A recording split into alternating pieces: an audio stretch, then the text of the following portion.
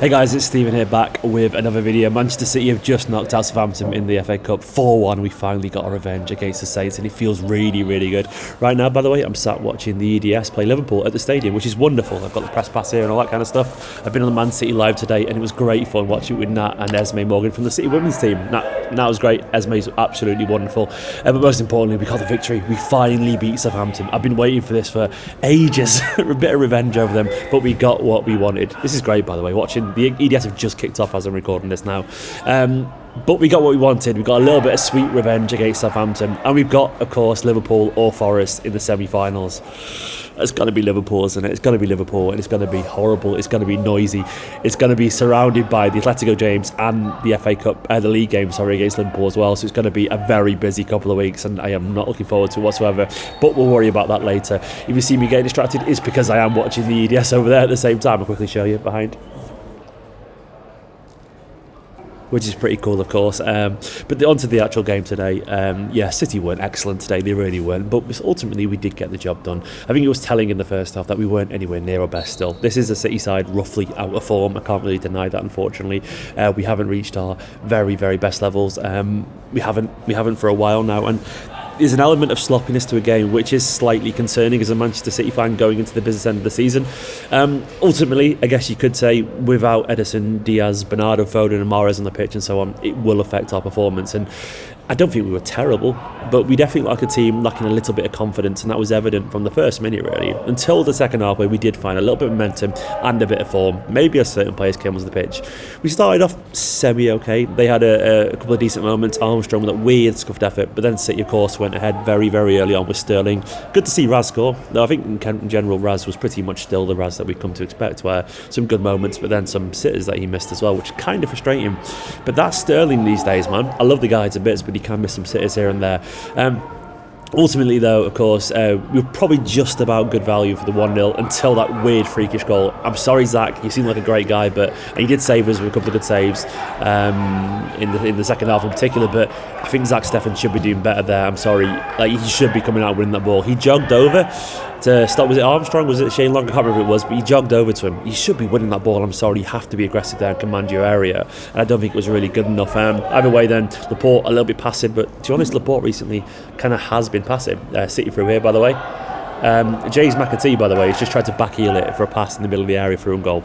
That's Man City through and through. Anyway, but yeah, Laporte in general, I don't think he's been that great recently. I love the guy, but I think his form has been a little bit sketchy. And overall, to be honest, on the left-hand side, City have been a bit sketchy overall. Like Laporte and Cancelo both giving the ball away a little bit too much recently, and they need to fix up a little bit, if we're being honest. I love Cancelo. He's been one of our best players this season, but the last month he's been a bit culpable of being sloppy here and there.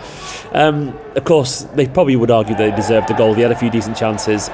Either way, second half was a chance to kind of reset a little bit. And he started off roughly similar. We did get like a swing of momentum, which I wouldn't say was fortunate as such, but it kind of came out of nowhere.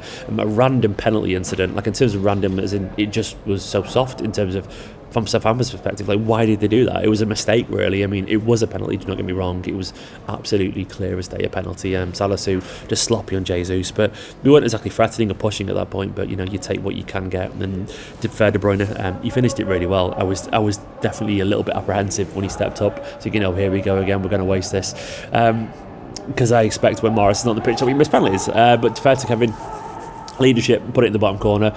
Then after that, really, and that moment onwards, the big boys came on, and they came on with a bit of momentum and a bit of kind of power, which I kind of slightly admired. Foden and Mahrez came on, and they really did help turn the tide of the overall game, really, because they had a bit too much quality, and I kind of like to see that certain players that are on the bench, they can come on and make a massive difference to the team, and they did make a big difference. Foden's goal, of course, beautiful. The football before that was lovely too. We actually saw a bit of one-touch passing as City worked up the pitch. It ended, of course, with De Bruyne a slight missed pass, but it fell to Phil Foden, and he just rasped his foot in. And sometimes when you see players that quality, you want them to smack the ball, man. Absolutely wallop it and see what you can do. And Foden did that, and he pinged it into the far corner. A beautiful goal, the kind of goal that you'd expect from someone like Phil Foden. And then The fourth was it was finished by Riyad Mahrez. Mahrez at the moment, how many goals has he got now? Let me quickly Google that. Mahrez, by the way, this season is a man very much in form. The best form of his career at Manchester City, easily. Probably one of his best seasons ever in the Man City shirt. That's 22 goals this season in 36 games for Mahrez. That's a fantastic record. And he could have had a couple more, which is crazy as well. Here goes City, by the way, for the EDS. Through now, should score. 𝐿𝐿𝐻𝐿𝐻𝑒's dragged it too late. Either way, Mahrez would have scored that, 𝐿𝐿𝐻𝐿𝐻e. Sorry, mate. But Mahrez is in form right now. He really is. And to be honest, it could have been 5 or 6 towards the end because City started to look quite comfortable. It would have been probably a little bit harsh on Southampton, that, but you know what, I'll take it. Sometimes you've got to exercise those demons, and right now City aren't in the best form. They're not. I guess, you know, I would say we're probably missing the focus and leadership a little bit of Ruben Diaz, even though, of course, he's been involved in some of these poor performances. But right now, I do think he would help. I really do. I would like to see him and Stones personally. I think those are two best informed defenders. But for me, the most important thing is that we got through this game. We are in semi-finals again, going to the Etihad South. Sorry, just paying attention again. Empty cross. Once again, we're at the Etihad South at Wembley, which is great. Man City, we're off to Wembley, which will be lovely, you know. I'm hoping when we get there, it isn't going to be Liverpool. It's currently 0-0. It's nearly half-time as I'm saying this with Forest. Come on, Forest. Come on, Forest. But you got to get there and you got to beat the best to be the best and all that usual cliched stuff. And ultimately, you know, if we have to play Liverpool, so be it. We'll just have to try and beat them, won't we? And I'm sure we probably can do, for what it's worth. This game, though, it wasn't a memorable game, but for me now, we've got through this game, of course.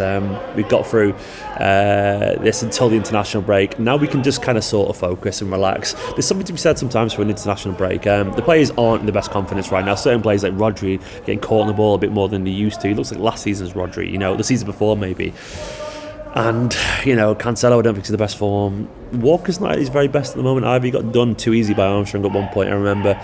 The forwards, Grealish, I don't think Grealish was at his very best today. He was trying to pass it when moments where he should just kind of run. He tried to pass it at one point with David Silva from like a yard out. Like, Grealish, man, what are you doing? And we know about the forward line. We are clearly missing a striker. You know, the rumours about Haaland are true. Things are going to change next season, especially if it's Alvarez and Haaland. That would be absolutely insane, you know. That would be just special. And we've seen the lap on the ball right now as well. Maybe this guy could be the answer. He's doing really well as well. He kept the ball very nicely and gave it away. Sorry, I cursed the lap there with the commentator's curse. But yeah, Haaland, Alvarez next season. These chances that we're wasting, we gobble them up and we're a different proposition entirely. Even with just Alvarez, I'd be excited. But they are last season's worries, and we can't worry about it too much. That was an offside goal for Liverpool, by the way. But we can't worry about, you know, this season's worries. We can't worry about them too much right now. We just have to crack on and just make the most of it. Hopefully the international break is a good place for these players to reset and refocus, and it can be, you know, stepping away from your duties where you've had a few difficult games can refresh in the mind a little bit. Go abroad, see your international teammates, forget things, and then come back with the Burnley game, which will be a good chance to focus ahead of Atletico, because it's a very Atletico, Burnley, you know, like the Burnley are like a slightly budget Atletico, aren't they, in terms of how they play. So that'll be interesting to see. Overall, it wasn't a cracking game of football, but we got, you know, enough goals. 4 goals we won, we scored some goals for once. City actually scored some goals, and we got through to the semi-finals of the FA Cup, and we're only one more game away from another final, so I will take that right now, you know. It's been a good day either way for Manchester City. The Haaland rumours are hotting up. I'm currently watching the EDS. I sat and watched it when Man City Women's played the first team game, and of course now here at the stadium doing this from the press box. This is crazy. I'll show you around quickly, by the way. It's so cool. There you go, look at this here right now. Yeah, this is it. So I've got the team sheet there, which is cool, and then there's my laptop. Oh, that is really, really cool, isn't it?